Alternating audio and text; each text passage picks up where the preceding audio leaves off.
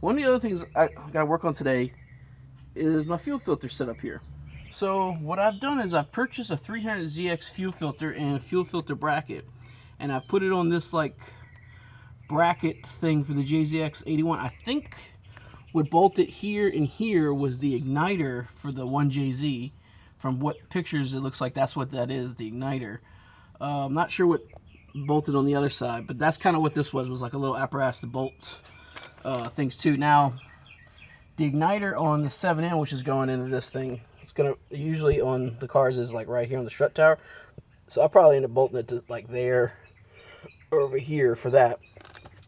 Plus it has a fuel injector resistor, which kind of goes together, so they'll probably be bolted over here. I use the 300ZX fuel filter because the fuel filters on Toyotas are a banjo fitting, which is not that the banjo part's bad, it's that you have to unscrew it, and then you have those little copper washers, and it's one of those things where it's like, am I going to be changing a fuel filter at the track? No.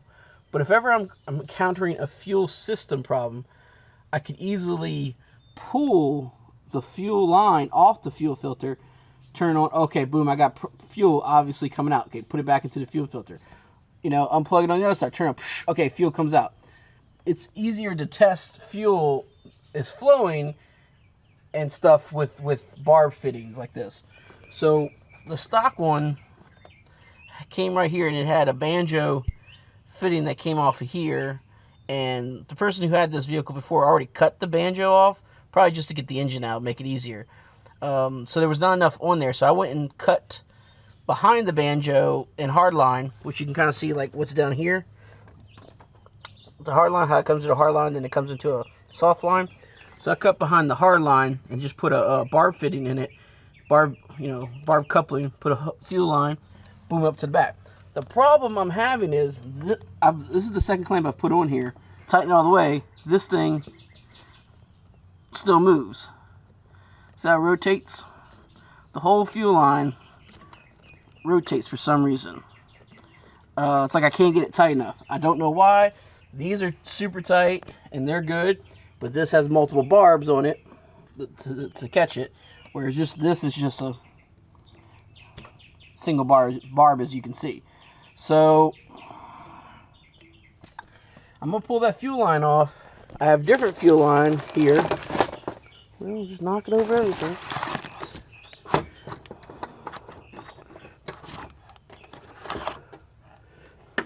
So anyway, I have a different thing of fuel line here. That's also 5/16. This is just marine quality fuel injection line.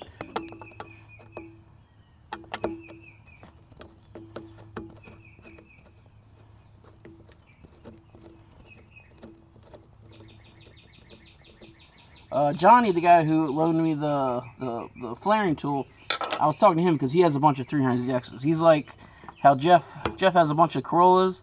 Johnny's like the 350Z of that. He has a bunch of not 350Z. He has a bunch of 300ZXs. So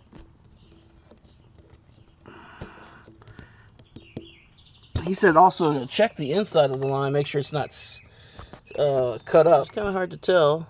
The outside is definitely chewed up from the hose clamps, but the inside looks fine. Can't really tell on camera.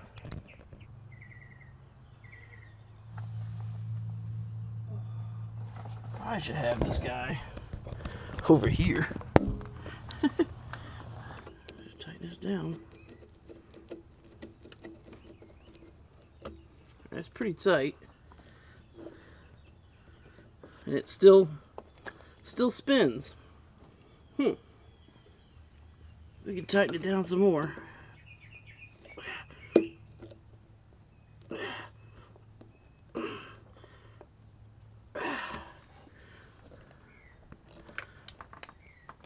Still spins. I guess I need to go to Ace Hardware. That's where he said to get some stainless steel ones. It's hard to tell because this one's kind of been dirtied up. But I guess that's what I'm going to go do.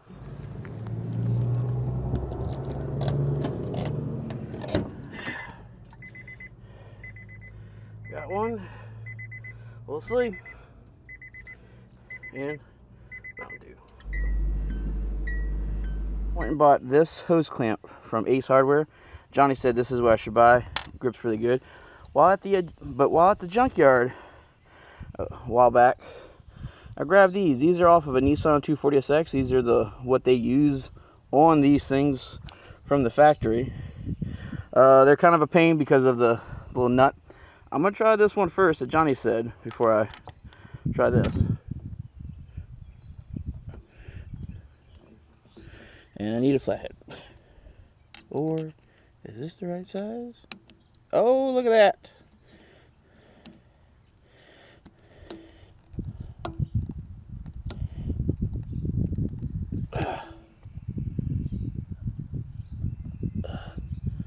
Still moving.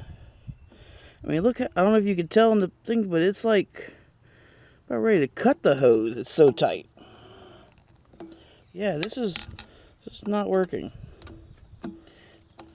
Yes, now we try the Nissan one.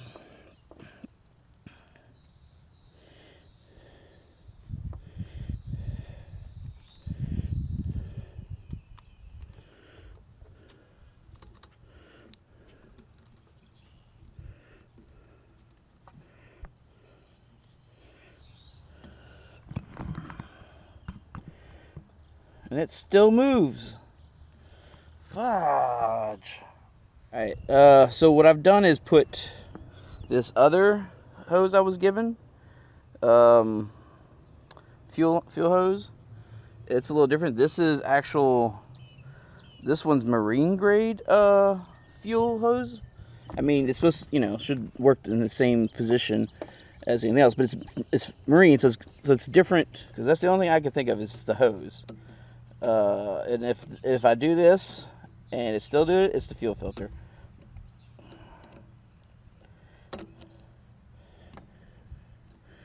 Yeah, well, it's not even tight yet, so I'm not expecting it to not move yet.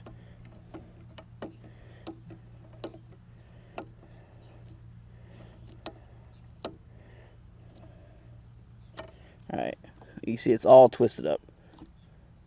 And it still moves. I don't know what to do. I mean, yeah, see, if it broke the clamp. What I'm going to do is go buy another fuel line. I have what's called the Daco brand fuel line. You may be familiar with Daco. Jeff says it's garbage. That's your problem right there. Buy Gates. So yeah, so I'm gonna go to an auto parts store, buy $20 worth of Gates fuel line, see if that works. It probably won't. Come on, you, cough up a bucket, cheap bastard. So I got the Gates belt. Had to go to like Kingdom Come to get it, and Jeff in his glorious wisdom then says, well, yeah, it's gonna spin a little bit. I'm like, then there was nothing wrong with the one I had that you saw was a Daco. Oh, just because it has to be gas. So I had to go spend $20 plus gas to get quote-unquote better hose.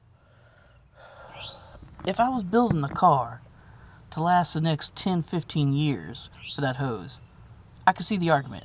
But I'm building a car that's probably going to have the hose change in a few years anyway, because the engine's probably going to blow because of drifting. Not because the engine was put back together, just because drifting is very hard on an engine. Who knows? I mean, so I decided to call Z1.